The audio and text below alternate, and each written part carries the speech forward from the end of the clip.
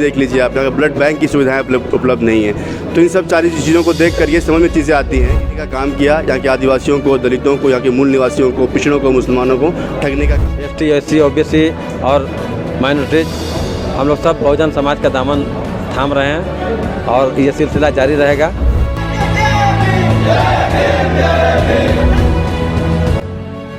गढ़वा और विश्रामपुर विधानसभा चुनाव मजबूती से लड़ेगी आजाद समाज पार्टी। काशिफ रजा ने कहा। झारखंड गढ़वा जिला के नवादा मोड़ स्थित उत्सव गार्डन में भीम आर्मी आजाद समाज पार्टी का कार्यकर्ता सम्मेलन संपन्न हुआ, जिसमें मुख्य अतिथि के रूप में आजाद समाज पार्टी के प्रदेश अध्यक्ष काशिफ रजा उपस्थित हुए और जिसमें गढ़वा जिला की संसद जनता ने आजाद समाज पार्टी के प्रदेश अध्यक्ष की बातों को सुनने के लिए जनसैलाब उमड़ पड़ा और इसी के साथ ही प्रदेश अध्यक्ष काशिफ रजा के नेतृत्व में गढ़वा जिला के प्रसिद्ध समाज सेवी लव कुमार सिंह खरवार और सैकड़ों तादाद में उनके समर्थकों ने आजाद समाज पार्टी का दामन थामा।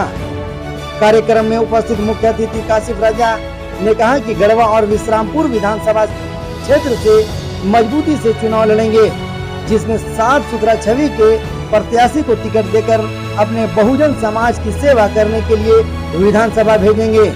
उन्होंने यह भी कहा कि जिस समाज की जनसंख्या न्यूनतम है वो मंत्री बनकर बैठे हैं और जिस समाज की जनसंख्या अधिकतम है उन्हें शिक्षा, रोजगार, चिकित्सा और अन्य सुविधाओं से वंचित रखा जा रहा है। आजाद समाज पार्टी की हुई और खुद पार्टी सुप्रीमो चंद्रशेखर जी को जनता ने जिताया। आपकी भी बहुत मेहनत रही।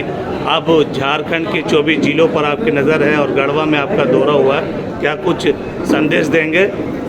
देखिए, नगीना की जीत के लिए जितने लोग यहाँ प्रांगण में हैं उन सबको मैं इस ऐतिहासिक जीत की बधाई देता हूँ और बधाई नगीना के उस अवाम का गयूर है, यहाँ अवाम का जिसने चंद्रशेखर आज़ाद साहब को इतनी भारी मतों से जिताया।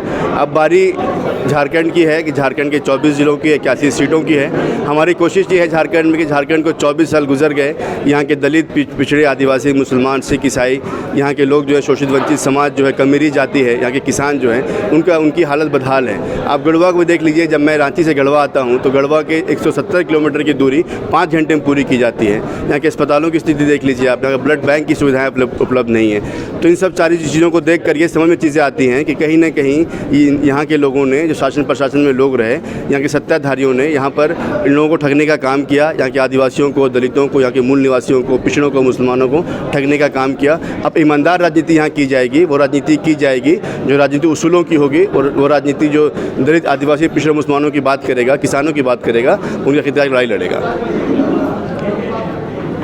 इस पर आप देखिए, आज़ाद समाज पार्टी यकीनी तौर पर एक उम्मीद है। जब इस देश में आप देखें एक नैरेटिव सेट किया जाता है, जब भाजपा जाती है, कांग्रेस आती है और झारखंड की हम बात करें तो झारखंड में माहौल बनाया जाता है कि जब मतलब यहाँ के जो दलित समाज, आदिवासी, पिछड़े, मुसलमान हैं उनको अगर सेफ गार्ड करना है, बचाना है तो सीधे सीधे आपको भाजपा को यहाँ से बाहर करना है। लेकिन भाजपा बाहर तो ज़रूर हो जाएगी, लेकिन भाजपा बाहर तो पिछले 5 सालों से यहाँ पर है, उसके बावजूद भी यहाँ मॉबलाइजेशन कानून क्यों नहीं पास हुआ? यहाँ पर दलितों की जो उनका आरक्षण जो है वो क्यों छीना जा रहा है? उनको दलित का स्कॉलरशिप यहाँ पर दिया नहीं जा रहा है। यहाँ पर आदिवासियों के हकूक़ की लड़ाई लड़ी नहीं जा रही है। यहाँ पर सरना धर्म कोड की लड़ाई वो लड़ रहे पिछले 1 दशक से, वो अभी तक पूरा क्यों नहीं हो पाया? तो मैं लोगों से ये, हमारी जो मीटिंग हमारी हुई है, हम ये आज यहाँ आह्वान करने लोगों से आए थे जो यहाँ के बुज़ुर्ग बैठे हैं, युवा हैं, यहाँ के जो आज यहाँ नेतागण बैठे थे, हम उनसे एक ये बात ये करने ज़रूर यहाँ पर आए थे कि आप अपनी हक की लड़ाई को लड़ना शुरू करिए। और अब झारखंड के लोग, क्योंकि जागरूक लोग हैं, चंद्रशेखर आज़ाद एक युवा चेहरा हैं और हम सब युवा यहाँ पर हैं जो बुज़ुर्ग हैं, इस सब मिल के लड़ाई को लड़ेंगे मजबूती से हम लोग। और अब भागीदारी की बात होगी, अब डरने की बात नहीं होगी। अब यकीनी तौर पर झारखंड में 17% मुसलमान हैं तो 17% मुसलमानों को हक मिलेगा। यहाँ के आदिवासी, दलित समाज अगर जहाँ 40% है मिलाकर तो उनको 40% हक मिलना चाहिए। तो लड़ाई लड़ी जाएगी यहाँ पर, जो विधानसभा में जिसकी जनसंख्या भारी होगी उसको हक मिलेगा। आज लव कुमार सिंह खरवार ने भी आज दामन थामा है। बिल्कुल समाज पार्टी, बिल्कुल। देखिए, लव कुमार सिंह साहब जैसे लोग जो हैं, ये जुझारू कार्यकर्ता हैं, इनके बारे में चर्चा भी यहाँ पर आम है कि गरीबों की आवाज़ है, मजलूमों की आवाज़, शोषित वंचित समाज की आवाज़ है। तो लव कुमार साहब जैसे लोग अगर आगे वक्त में, आने वाले वक्त में MLA बनते हैं तो यकीनी तौर पर झारखंड एक मजबूत राज्य बनेगा और झारखंड में शोषित वंचित समाज की किस तरीके से मेहनत कर रही है और क्या अहम भूमिका निभाएगी? आज़ाद समाज पार्टी पूरे झारखंड में, मैं तो यहाँ विश्रामपुर की बात नहीं करूँगा, पूरे झारखंड की बात करूँगा। 24 साल गुजर गए, झारखंड राज्य बने और हमारा राज्य खनिज संपदा में सबसे आगे है पूरे देश में। 30% 40% करीब यहाँ का खनिज संपदा माने वो निकलता है यहाँ पे।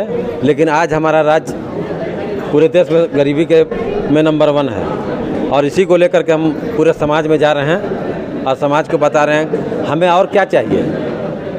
हमें शिक्षा, रोजगार यही मुहैया चाहिए। तो सरकार इसमें भी विफल है। हम लोग समाज को यही बताने का काम कर रहे हैं और समाज को एकजुट करके और आज़ाद समाज पार्टी का यहाँ हम लोग सरकार बनाएंगे और हमें पूरा उम्मीद है कि समाज एकजुट हो रहा है और हमारा समाज एकजुट होगा और हम सरकार यहाँ बनाएंगे। सिराज खान जी, आज इस कार्यक्रम का उद्देश्य क्या है? कितने लोगों ने दामन थामा है? सूत्रों के मुताबिक ये भी पता चलता है कि दूसरी अन्य पार्टी को छोड़कर आज़ाद समाज पार्टी का भी दामन जी थामा है। अभी तो सिलसिला जारी है। हमारे बहुजन समाज पार्टी जो अभी लोकसभा में अपना जो दिखाई है देश में, तो लोगों का बहुजन समाज पार्टी से मोह भंग हो रहा है और लोग चंद्रशेखर जी को अपना नेता मान चुके हैं और समाज ST, SC, OBC और माइनॉरिटीज हम लोग सब बहुजन समाज का दामन थाम रहे हैं और ये सिलसिला जारी रहेगा। सबसे पहले सर आपको बहुत बहुत धन्यवाद। आज आज़ाद समाज पार्टी के हमने दामन थामे। बहुत दिन से हमने सोशल मीडिया के माध्यम से उनका इतिहासों को, जो आज़ाद समाज पार्टी के सुप्रीमो सह नगीना लोकसभा का जो चुनाव जीत कर आए हैं बड़े भाई चंद्रशेखर रावण सर, उनका विचारों को, धारा को मैंने समझा और आज हमने पार्टी के दामन थामा सर।